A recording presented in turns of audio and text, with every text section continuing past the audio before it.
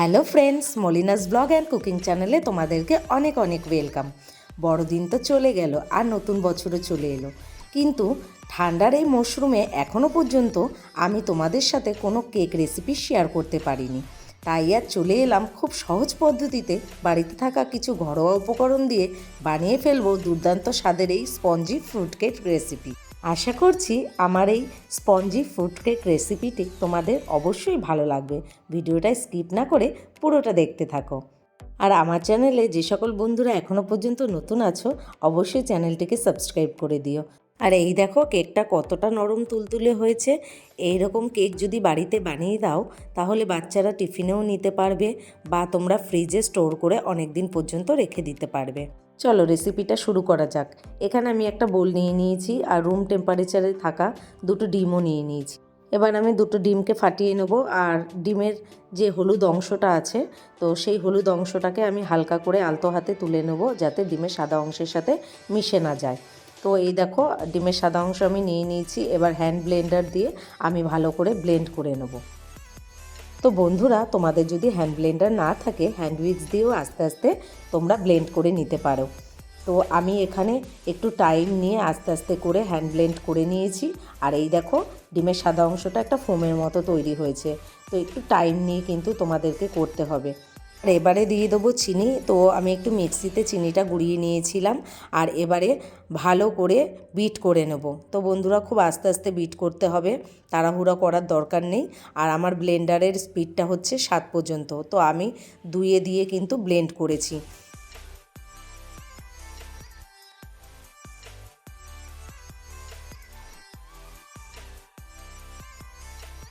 আর এই দেখো চিনির গুঁড়োটাকে খুব ভালো করে ব্লেন্ড করে নিয়েছি। ঠিক এইভাবে ব্যাটারটা তৈরি হয়েছে। এবারে আমি যে ডিমের হলুদ অংশটা যেটা কুসুম ছিল সেটা আমি এক এক করে বিটারে বিট করে নেব। তো খুব জোরে জোরে বিট করা কিন্তু চলবে না, তাহলে যে চিনির মিশ্রণটা আছে আর ডিমের সাদা অংশের মিশ্রণটা সেটা নরম হয়ে বসে যাবে, তো ফুলবে না কেকটা। তো সেই কারণে আস্তে আস্তে করে বিট করে নেব।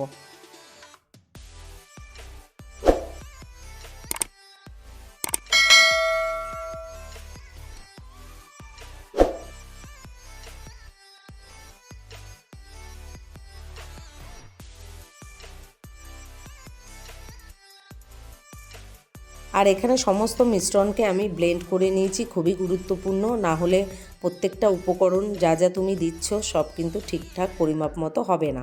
তো এখানে আমি একটা ছোট বাটিতে মেজারিং কাপ হিসেবে ব্যবহার করেছি। 1 বাটি ময়দা দিলাম, 3 ভাগের 1 ভাগ বেকিং পাউডার দিলাম, আর 3 ভাগের 1 ভাগেরও কম বেকিং সোডা দিলাম। তো খুব ভালো করে আমি চেলে নেব আর সমস্ত মিশ্রণের ওপরে দিয়ে দেবো। এবার একসাথে ভালো করে আমি আস্তে আস্তে করে আলতো হাতে মিশিয়ে নেব। তো এখানে খুব জোরে জোরে মিশালে হবে না, তাহলে দলা দলা পাকিয়ে থাকবে। দেখো খুব ভালো করে আমি মিশিয়ে নিয়েছি। তারপরে আমি 1 চিপি ভ্যানিলা এসেন্স দিয়ে দিলাম। তো এসেন্সটা কোনো মাপ নেই, তোমরা যতটুকু পরিমাণ মনে হবে দিয়ে দিও। আর সামান্য পরিমাণে তেল, যেহেতু আমি স্পঞ্জি ফ্রুট কেক বানাচ্ছি এখানে তেল না দিলেও চলে। তো তেলটা দিলে কেকের ফ্লেভারটা একটু বেশি ভালো আসে।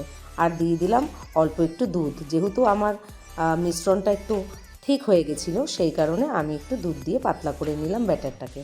তো একটা স্টিলের বাটি নিয়ে নিয়েছি, সেই বাটির মধ্যে একটু তেল দিয়ে দিয়েছি। তেলটা চারিদিকে আমি মেশাইনি, তো অল্প করে তেল দেওয়ার পরে আমি মিশ্রণটা ঢেলে দিলাম। আর এই দেখো একটা টুথপিকের সাহায্যে খুব ভালো করে মিশিয়ে দিলাম।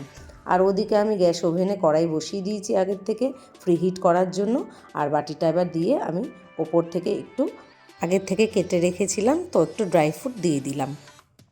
তো তোমাদের যেরকম থাকবে ড্রাই ফ্রুট ঘরে সেইগুলোই ব্যবহার করে দিও। তো প্রত্যেকের ঘরে কাজু কিশমিশ তো থাকেই, তো তাই দিয়ে দিলে হয়ে যাবে। আর ঢাকনা আমি দিয়ে যে ছিদ্রটা আছে ঢাকনা, সেটা আমি একটা ছোট্ট কাগজ দিয়ে আটকে দিলাম। তো বন্ধুরা, এবার আমি মিনিট 30-এর জন্য দেখো কেকটা হতে দিয়েছি। আর 30 মিনিট পর চলে এলাম, দেখি কেকটা হয়েছে কি না। আর এই দেখো ছুরির গায়ে একটু লেগে নেই, কেক কিন্তু আমার কমপ্লিট। কেকটা হওয়ার পরে আমি 5 মিনিট ঠান্ডা হওয়ার জন্য রেখে দিয়েছিলাম। তো 5 মিনিট পরে নামিয়ে দেখো দেখাচ্ছি কি নরম তুলতুলে হয়েছে। তো এইভাবে যদি বাড়িতে খুব সহজ পদ্ধতিতে তোমরা বানাও তাহলে কিন্তু আর অন্য কিছুর প্রয়োজন হবে না। তো আমি বলবো একবার আমার রেসিপি ফলো করে বাড়িতে বানাও। খুব অল্প সময়ে অল্প উপকরণ দিয়ে তোমরা বানিয়ে ফেলতে পারবে। আর ছোট থেকে বড় সবাই কিন্তু স্পঞ্জি ফ্রুট কেক খেতে খুবই পছন্দ করে। তো বন্ধুরা, এইভাবে তোমরা বাড়িতে একবার বানিয়ে দেখো, অবশ্যই ভালো লাগবে। আর এই দেখো, আমি তোমাদেরকে কেটে দেখাচ্ছি কত নরম আর তুলতুলে হয়েছে। তো এইভাবে আমি বলবো বাড়িতে একবার ট্রাই করো। আর আমার রেসিপি ভালো লাগলে অবশ্যই আমাকে কমেন্ট করে জানিও। চ্যানেলটি সাবস্ক্রাইব করে দিও, পাশে থাকা বেল আইকন অবশ্যই প্রেস করো, লাইক শেয়ার করো। দেখা হচ্ছে নতুন একটা রেসিপির সাথে।